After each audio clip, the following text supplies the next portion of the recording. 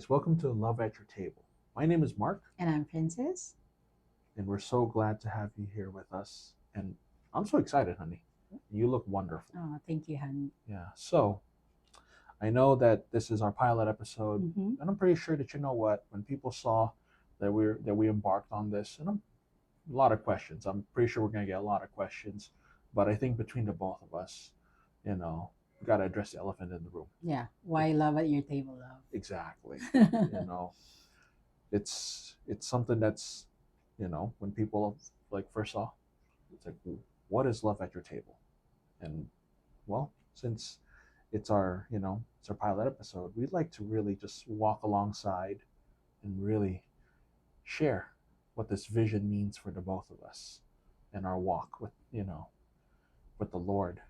So that's the thing. It's like, so why love at your table, honey?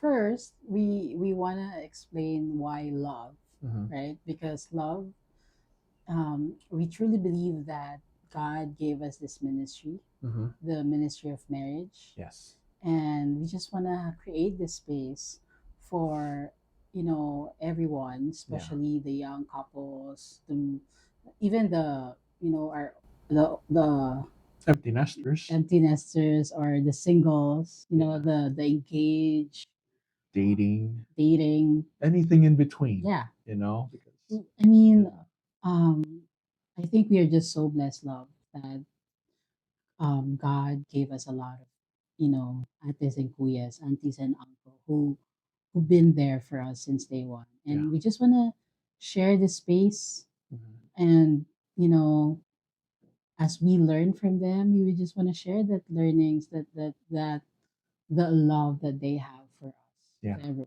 yeah. Oh, by the way, shout out to my mom and dad and mommy. You guys really supported us on this, and I know that you guys are probably so curious, and we couldn't have done this without you guys. Thank you. Yeah. You know? And that's why it's love. Mhm. And the at the table Mhm. is, well, basically the table is where we usually gather. Yes. We eat, we laugh, you know, we talk. Mhm. Um, Fun and tough conversation usually occur. Yeah. And while we are praying this, God gave us and confirmed to us Mhm. why at the table. Yes. And he gave us this verse, which is actually Psalms 23:5. Yeah. And I can read it. Like, and the thing is, it's part of a really well-known verse. Everyone knows this as the Lord is my shepherd. But the one that really stood out, that really spoke to us when God gave us his vision was verse 5, which is, you prepare a table before me in the presence of my enemies. You anoint my head with oil, my cup overflows. Yeah. Just looking at that, what are some of the things that we really got out of that, honey? Well, when I read that, I was very shocked and emotional. I was Hmm. very emotional because, whenever we are doing our devotion, our quiet time, Yeah. or, when we're just having a conversation, I Hmm. thought that we are the one coming to the Lord. Yeah. But when I read that, I realized that He is the one who prepared the table. Yeah. Like when I read that, basically he just told me, you know what, princess, just come and I'm there. Hmm. You know, most of the time when things are going well, when Yeah. we're happy, it's just so easy to come to God, Yeah. right? But when there are difficulty, when there are challenges, Hmm. it's just so hard. It's just so hard to come to our Father because we are thinking that we have to be at our best. We Yeah. have to be perfect Yeah. to come to Him. Yeah. But when I read that, it just gave me so much peace Hmm. that anytime I can go to the Father, I Yeah. can go to Him. Yeah. And I think that's, like the 3 points that we were able to really get out of this, didn't just come from this single verse, but this chapter in itself. I think when we see this chapter, it's a beautiful psalm. We're reminded that God is our shepherd. Yeah, exactly. Yeah. So when we were digesting this Mm-hmm. verse, God gave us 3 points. Mm-hmm. And the first point is, well, he reminded us, like what you said, that God is our shepherd. Yeah. So he's the one leading our life. Mm-hmm. He's the one leading our marriage. Oh yeah. Very important. And if he is the one leading us, the second point is that he anoints us with oil, Mm-hmm. which is basically he has a divine purpose for us. Yeah. He has a divine purpose why we are together. Mm-hmm. He created marriage for a very specific purpose. Yeah. And that is the third point, which is for us to be blessed, Mm-hmm. to for us to receive that generational blessing. Mm-hmm. Our cup runs over, Yeah. right? So the desire, the only desire that God has for us is basically to bless us, Mm-hmm. to for us to experience that favor, Yeah. that grace, and that abundance. Yeah. And that's the thing. It's like if you think about it, right? The blessing, in order for us to understand and really enjoy the blessing, we have to first understand the calling, right? Like I love that second point you put there. He anoints us with oil. Like if you think about it, right? If if we're called into our marriage into our respective like positions, think about okay, he has a divine purpose for you to be my wife, and I have also that same like a calling to be your husband. And that's the thing. It's like he anoints us in that sense. And think about it. It's like I think I've said this many times before, but God really like his favorite mode of blessing his people is often Yeah. generational. I really believe that think about it. When David was anointed as king, like yes, he was anointed with oil, but little did he know that him being just a shepherd boy from the town of Bethlehem, and all of a sudden, like he was just anointed to be the next king of Israel. Like I'm pretty sure that as a young boy, I'm like, okay, I'm gonna be king. But looking forward, like now hindsight's 2020. We look at the greatness of who David was, but the thing is, God's blessings were even greater beyond that moment Yeah. because what came from his line. Jesus. Yeah, and that's such a beautiful thing because the thing is, that's the part. Our cup runs over, Yeah. and when it runs over, it's almost like you can't contain it in one lifetime. God's goodness is so great that even when He calls us, and I know for a lot of guys out there, a lot of men, legacy is a big thing. We often think about how I'm going to be remembered, or like what I leave behind, and how beautiful it is to really, you know, entrust that to God. When you live out that calling, Mhm. you understand who your shepherd is, what he's purposed you for, and by following that, by being faithful in the pursuit of who God is, He blesses you, not just in your lifetime, but beyond your life as well. Yeah. And not only that, love, if you will read it again, right? It says there that God prepared the table even in the presence of the enemy. Yeah. So God is just basically telling us that in life, in our marriage, whether it is, we are experiencing hard times, you're experiencing difficulty, Mhm. challenges, adverse, situation, still his purpose and his desire won't change. Yeah. And that's the thing. It's like oftentimes, I like what you said at the beginning. We think that we have to be perfect to approach Him. But the thing is, how beautiful it is that, you know, that even in our most challenging situations, God is still so faithful to us. And I remember, like, when we were, when first year of being married, we thought that the honeymoon phase was going to be perfect. and that we didn't have to worry about it, like the troubles coming until after that honeymoon phase passes. And I remember in one of our, earliest disagreements, I just wanted to just, be by myself, go for a drive. I know you're worried sick, and I'm so sorry if I ever did that to you so frequently. Yeah, don't do that again. I know I can't do it here because I can't just walk to my car and just decide to drive endlessly in Manila traffic.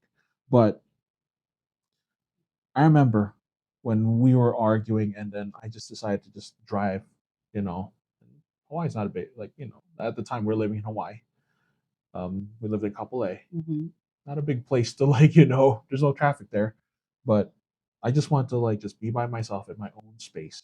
And all of a sudden, like I was just listening to the music that was coming through, through what's on the what's on the car stereo, and all of a sudden this song comes. I remember this song quite well because my mom, when she was a kid, like when I was a kid actually, Hmm.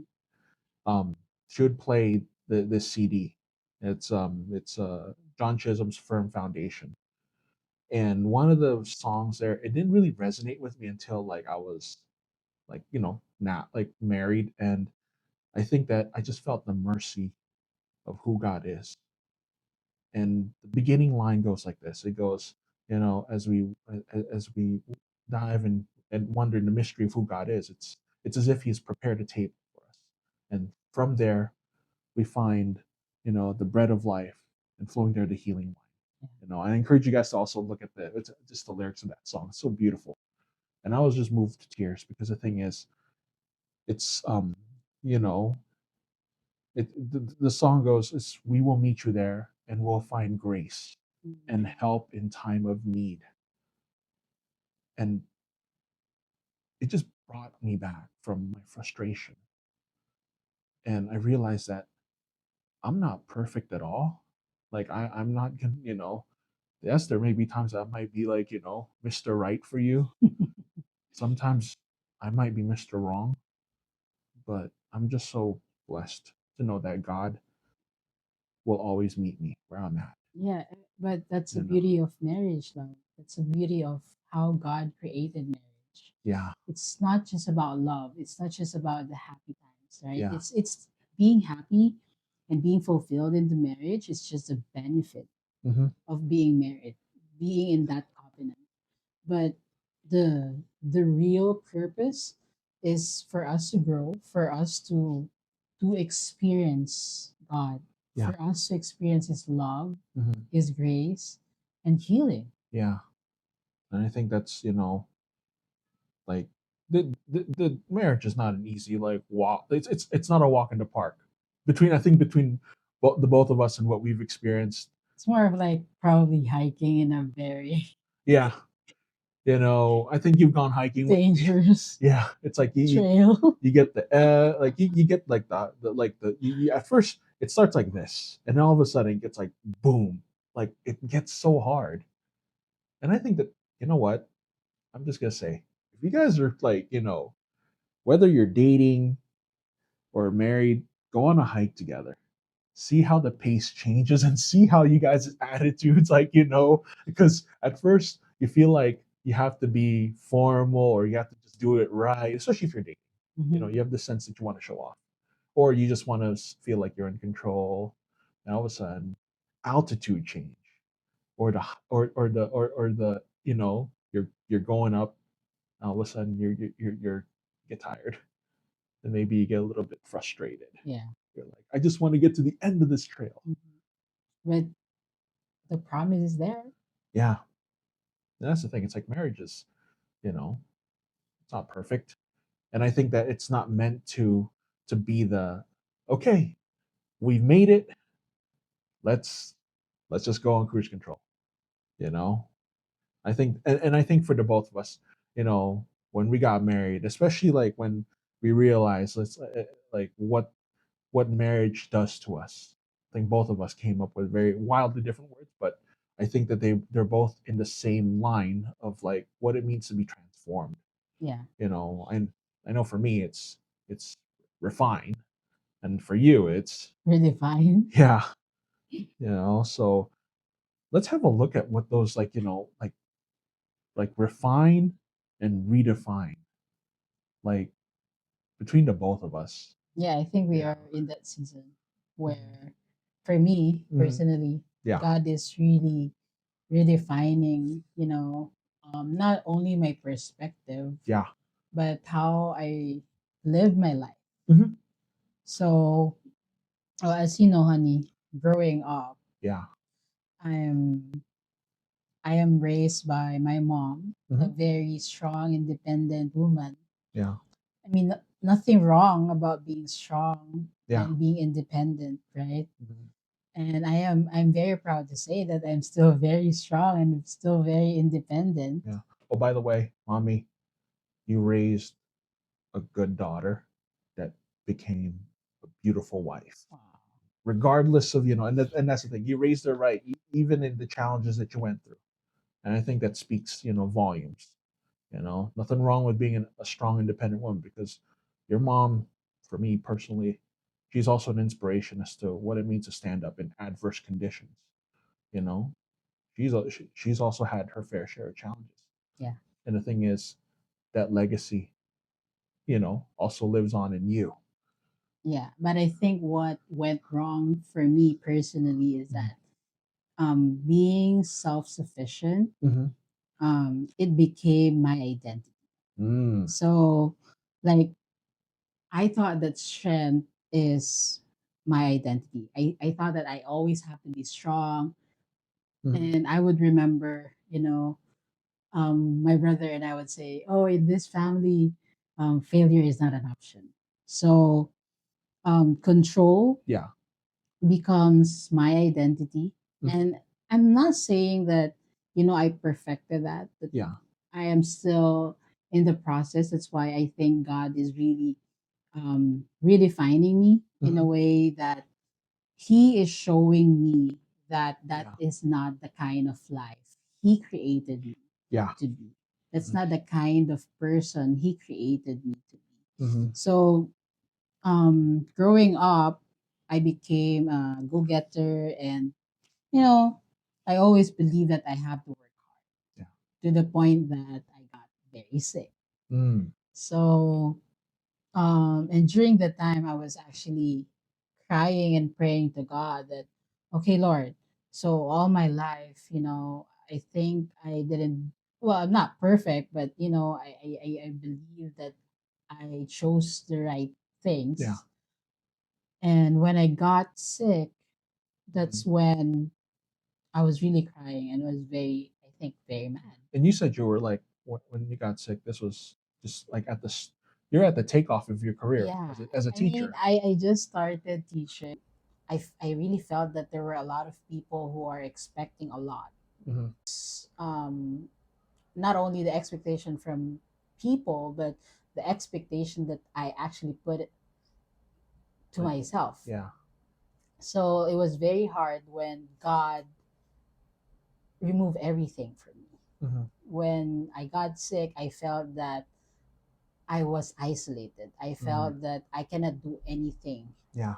And that is when he actually told me that in order for, because if you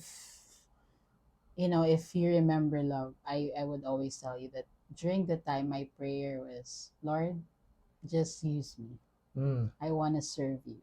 Mm. And I was telling God, Lord, how can I serve you if I'm just in my bed, if I Mm. cannot even walk properly? Yeah. I don't even want to see a light. Yeah. I just want to be in a dark place. I just want to be alone. So, And so would you say that you really you kind of identified what like the calling? It's like, yes, Lord, I want to serve, but like at the time. yeah, I was really out of control. I don't know what will happen to me. I Mm. felt that, all the things that I've done, all my hard work is nothing. Yeah. So it was a turning point of my life, and God told me, you have to experience me first before you serve me. It's like, Lord, what do you mean by that? Yeah. Right? And God really showed up. Mm-hmm. He helped me. Yeah. Little by little, I was able to recover. I was able to go back to teaching. Mm-hmm. And um, I thought that, okay, Lord, I'm good. So I can control now again. Mm-hmm. And then, I decided to apply as an international teacher. So I went to Hawaii. Yeah.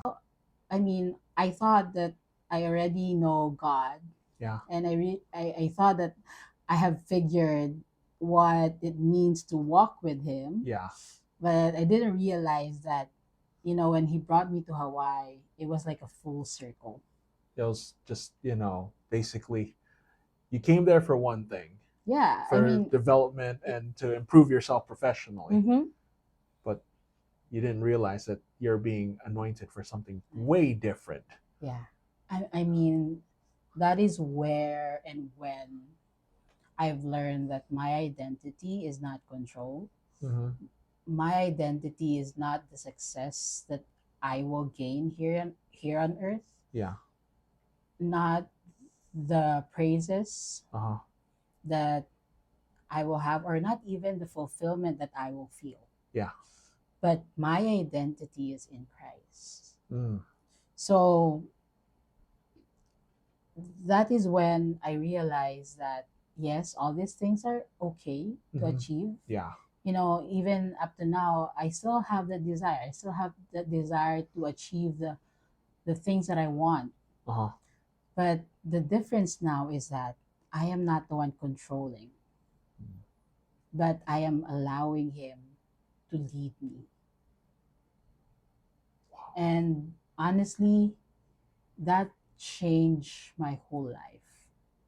It was almost like a 360 turnaround. Yeah, because what I have right now? Mm. Peace. Mm-hmm. And a husband. And a husband. Yeah. Yeah.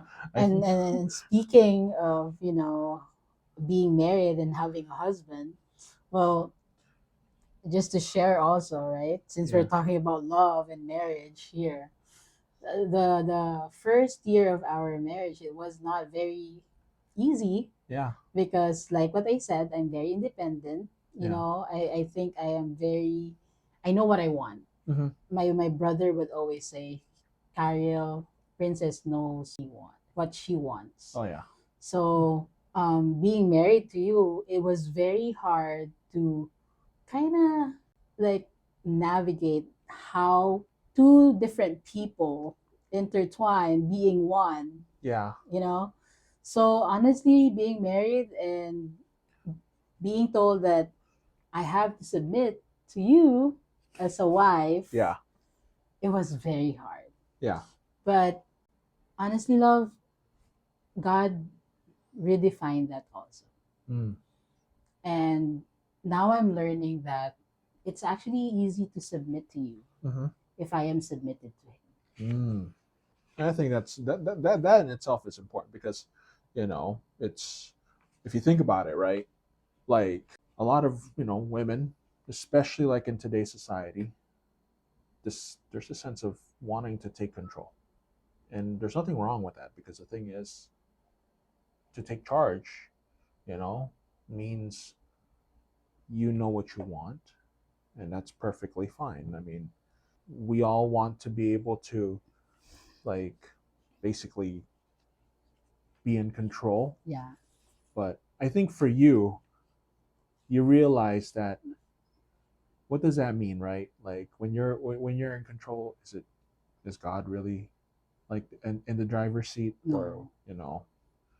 what did that feel like for you? Well, I thought that I can do everything, Mm. but it always, lead me to disappointment Mm. because yes, God gave us the strength to do everything. God gave us, the talent, the intelligence to do the Mm. things. Yeah. But what is missing was actually His favor and His grace. Yeah. So like if you think about it, right? Because I remember when we would when we would argue, a lot of it, and I like to think honestly, I didn't really think it was a matter of control. Like I think that you're still being fair with me. I'm not. I'm not like a. What do you call that, love? Yeah. I don't control you. Yeah. Like I don't tell you, hey, this is what you need to do, or Yeah. But I think, like, since we're both teachers, right? Because you're a teacher by profession. I've also taught like in I in the want classroom too. everything Yeah. planned. Yeah. I want I want to see my future. Yeah. I want to control my future Yeah. And I think that's what because I am makes, scared. yeah, like laying out expectations, because that's the thing. It's like when you want to take control, you also want to make sure that there's expectations that are being Yeah, met. because I'm afraid to fail. I'm Hmm. afraid to mess up Yeah. because I think I feel like if I mess up, then I'm done. Yeah. But that's the thing. That's why you said what was missing is Hmm. that the grace of God, because I've learned that with God I can be forgiven. From that forgiveness, it's like you also understand it, because From that forgiveness, love, I've learned what love really means. because if you look at it, right, if you had to really, let's say, see the reflection of how your life and the trajectory from, like, say, from the 3 points that we've really mentioned in Psalms 23. Yeah, you know that's the thing. It's like you had to understand who was your shepherd, yeah, and then from there, you may have willed yourself and said, when you made the decision to teach overseas, that I'm there for these specific purposes: become a better teacher, experience this, be brave enough to strike it out on my own. And then all of a sudden, what happens? You're called into something different. You got married, and that, like, it. I think, for a lack of a better term, it almost like turned your world upside down, yeah, it did. flipping the table. It It almost did in flipped a the good table. way. Yeah, and it's like, what's going on now? And I think that, and going, like, and that's the thing. It's like you discovered what your anointing was. Yeah, and that is to go back to the original purpose of God, Hmm. the original blueprint of Hmm. God. Yeah.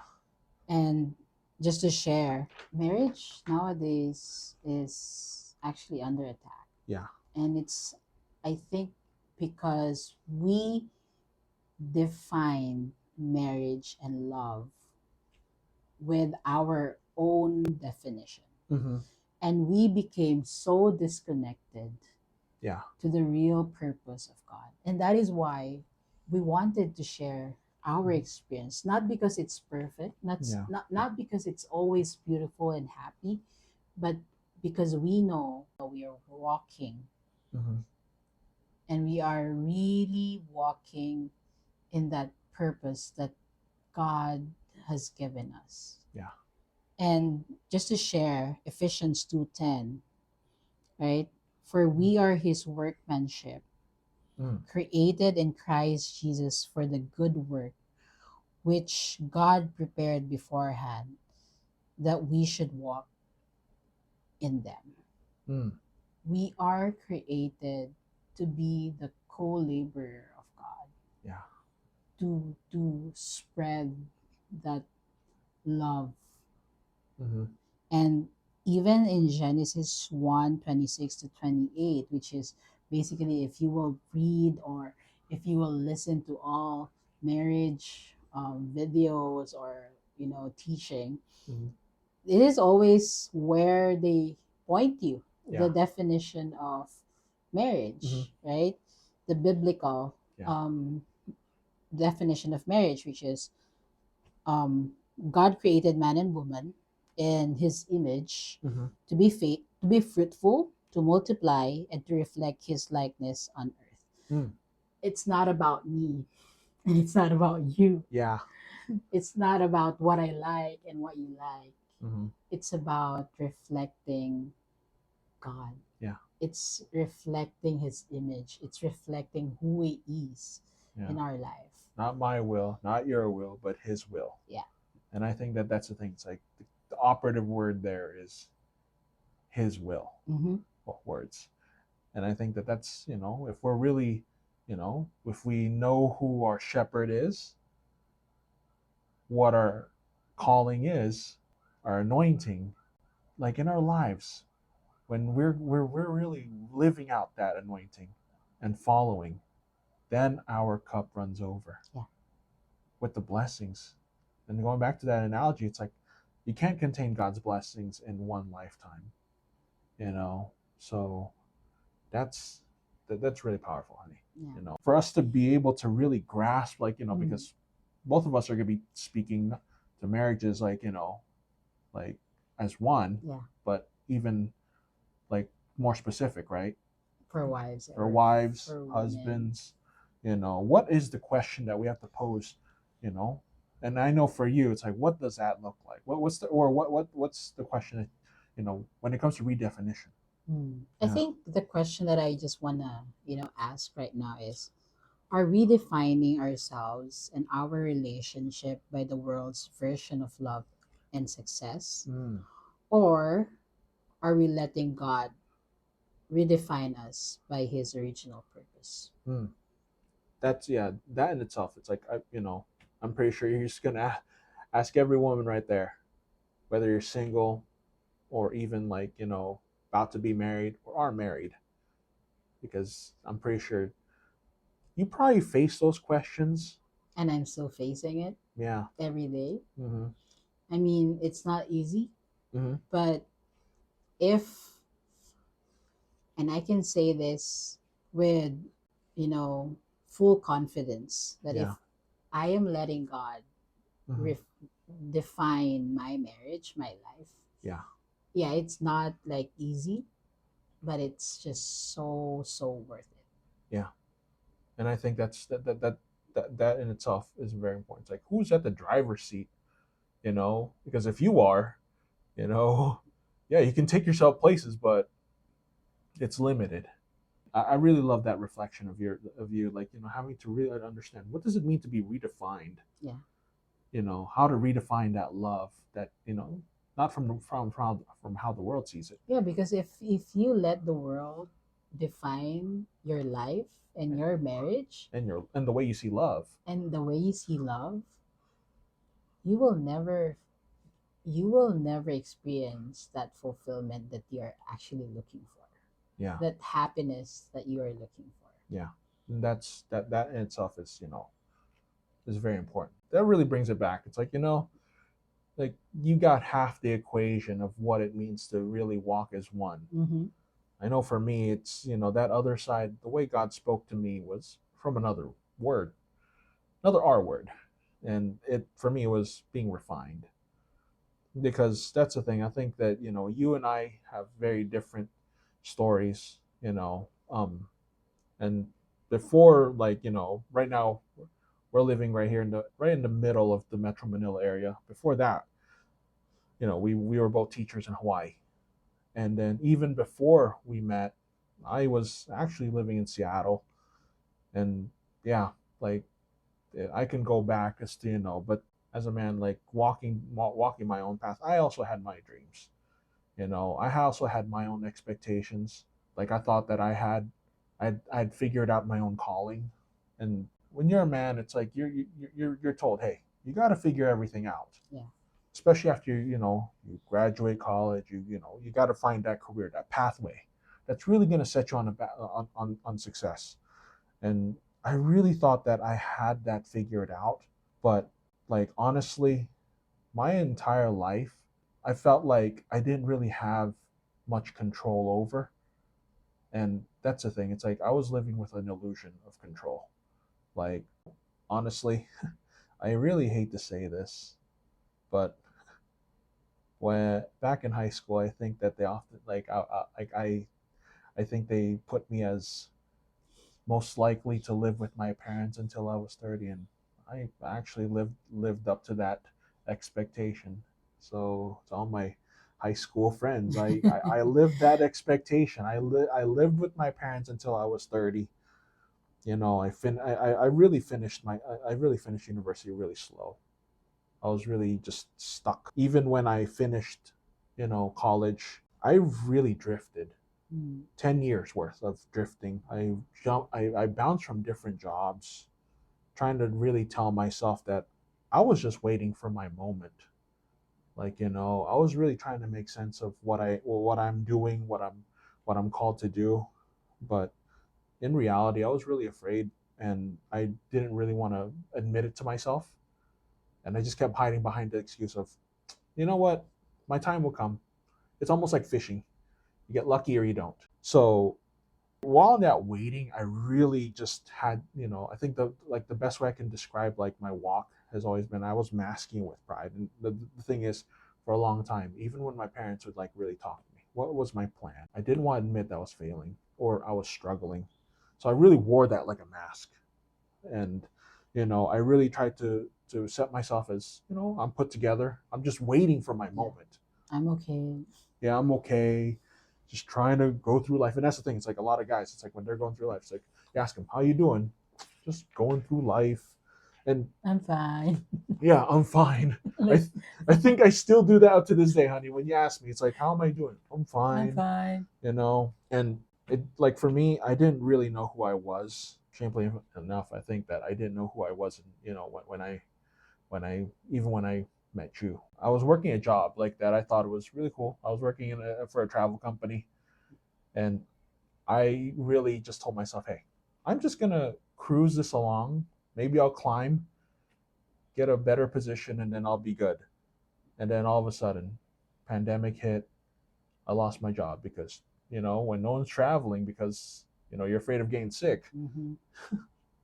That's the first sector that went down, and I got laid off. And I think around that time I met you, and for me it was like at that point it came really full circle, like no job, no clarity, just a broken sense of identity, but still somehow I think when you met me I was still like, oh, I'm good, i'm, Yeah, I'm still you're you know honestly, honey, like, guys, he's very proud. yeah, I still didn't want to admit He's very proud. And but that's the thing, honey. Just, I don't want to cut you, but I remember that when I met you, you have that, that brave face that you want to show to everyone that you are okay. yeah, But I think if you remember, I was telling you, there's more to this, yeah, right? I I would always encourage you that I think there are still more that you can do. yeah, I remember you would always send me messages, like really long, written, well written messages, and then all of a sudden it would just disappear. But those some of those were encouraging. I can't remember. I should have just taken screenshots at the time, but when you really spoke to me, it was with a lot of depth and I think even humility. And I think that's what God. I think God, like when you're being really patient with me, I realized that's God being patient with me. Yeah, it was gone. Yeah, and it was important because as a man, it's like if you're not succeeding in life, you just feel the sting of shame. And that for me, I thought that you know to meet a girl, you needed to have it all figured out, the house, the car, yeah, you need to have that all set up.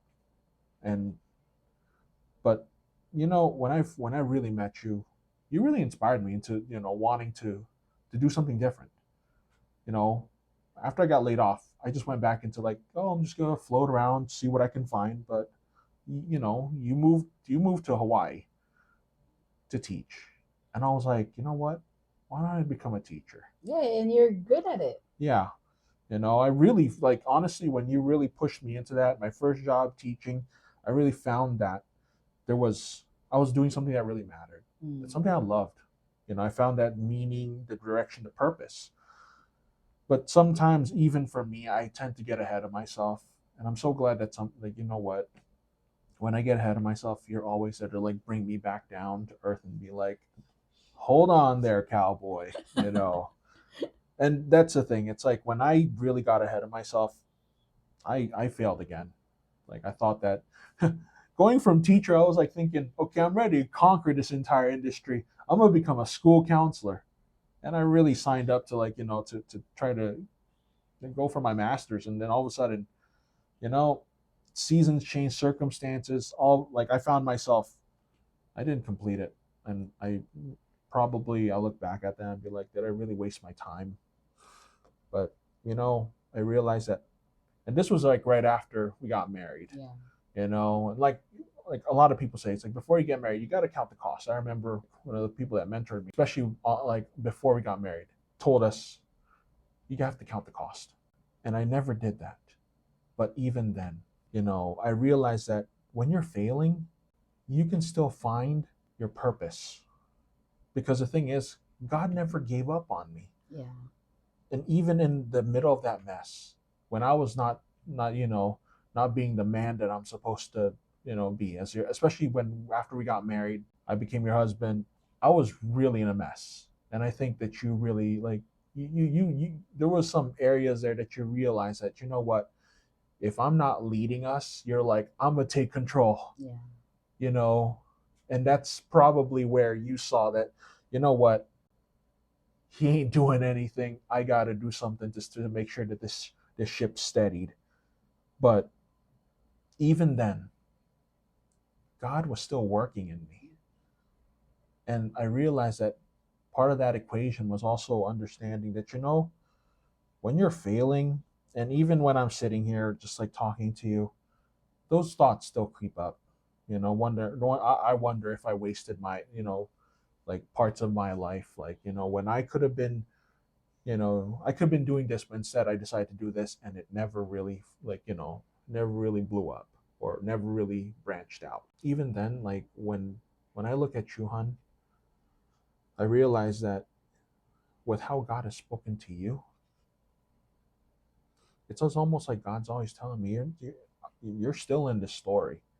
Like, and like, he's telling me, it's like, I'm not done.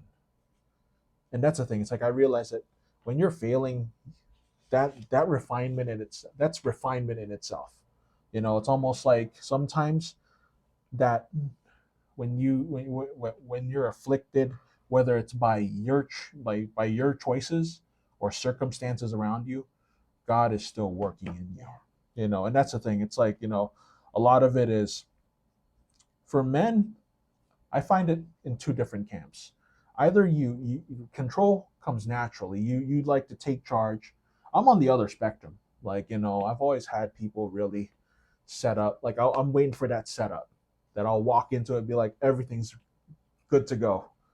But, you know, either way, we're always looking for that control as men. But that's the thing. When it's like when we're married, when we get married, we fall in love, the refinement of how we see that love and how we lead, we realize marriage isn't about love, like just about love. It's about being a better man, a better husband, refinement. It's like, because the thing is, in those moments where you feel like you're failing or you've like really made mistakes, God reveals the parts that need shaping. Yeah. Because I know there's been times where you really want to put yourself in that spot. It's like, okay, I will take charge. This is what I want to do. Yet, even for you, you realize that I gotta vacate this space and let, by the please God, by the grace of, who you are, Lord, let this man, like, give this man his calling. Because if he's not gonna be living in his calling, It will be a disaster. it's gonna be a disaster. And that's the thing. It's like, even for you, patience was a big thing. And even for me, patience. And like, because our waiting season, it's like, even up to now, we're still figuring out what God has in store. And these are the moments where, like, when I'm realizing that God is still shaping my calling and our direction, that our patience is being tested. And for me, my capacity to be humble, it's still something that's ongoing. And the standout is how to love like Jesus, how to love you like Christ loves the church, you know, because we're called to love you like sacrificially. It's like we're not just, we're not called to control. We're called to lead with love as as husbands, and that's the thing. It's like if you look at like what it says in Ephesians, right? We're called like husbands, love your wives just as Christ loved the church. That's a tall order, to be honest. Like, how can I love like Jesus? Mm.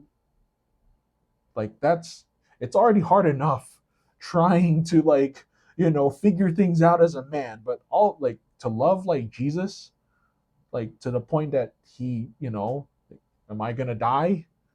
But the love that he shows, and the love that I'm called to emulate, to love you, it's not just passive. It's not just a thing where you turn it on. It's active. I choose it every day.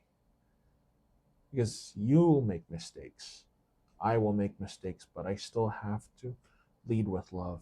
Yeah. It's it's sacrificial, and I think that the refinement for me is realizing that, you know what, I'm not perfect, but I will still love you no matter what. You're not perfect, but I'll still love you no matter what. It serves when it's hard, you know. Going back to the table, it's like there's gonna be times where there's just gonna be adverse conditions. But you know what? I'm still called to love you and love you when it's tough. And being a godly husband doesn't mean, you know, being perfect. It means being in progress. It's not a clean it's not a clean process by any chance. And I'm pretty sure that there's a lot of guys out there that have made their fair share of mistakes, but isn't it beautiful how God still works? Like, you know, and I know you've seen me, and you've been frustrated too. But the refinement, you know, I think that it starts understanding what I'm called to be. It starts when, well, first, owning your failures. I've failed so many times more than I feel like I've succeeded. Honestly, I think marrying you is probably one of my few successes. And I'm just so I'm just so blessed to have you as my partner. You know, to do this, I realized that it was never my work. It was the work of being faithful to God. And it was his spirit that really, you know, that really leads me to be able to lead you and our family to where we need to be. You know, God is refining us day by day, refining me, you know, shaping us in more and more into his image, because the struggles that that we face together, it also reminds me of how am I supposed to love you. You know, being able to not just love you, but also learning to care. Yeah. Because the last thing people ever want to see is for men is, you know, going soft. But the thing is, I hate to say it, but I think that the strength of how a man is not in the exterior, but the interior. How compassionate he is, how he loves his wife, how he cares for others, because that's where you see the composure, and that's where you see the face of who God is. Yeah. I really believe that God didn't bring us together just to feel good, Mm-hmm. right? Um, he actually brought us together because he wants us to grow.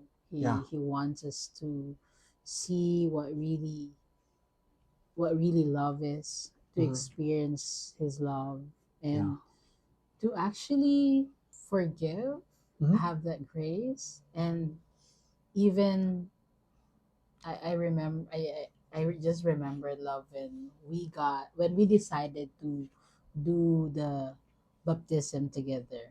Yeah. And I remember Pastor Dom, Oh yeah. right? I Gave you, yeah. He called you a different name. yeah. Well, it's not really a different name, Yeah. but I feel like it's a culmination of what my, because the thing is my what's my name, honey? I'm forgetting. Mark Dave. Yeah, Mark Dave, and that's the thing. It's like, you And know, Pastor Dom during that time he keeps calling you Mark David. yeah. And I think that was the start of God refining you, you Mm-hmm. know, telling you that, you know, the failure, the past mistakes, it's not important anymore. I Mm-hmm. have redeemed you, I have saved you, Mm-hmm. and you have a new life now, Yeah. right? And but in this new life, you have to have that refinement. Yeah. We cannot carry anymore those old ways. Yeah. And I think that's, and I know, like part of that is just being able to just, when I was when he called me by that name, at first I thought it was like, okay, mistake. Yeah.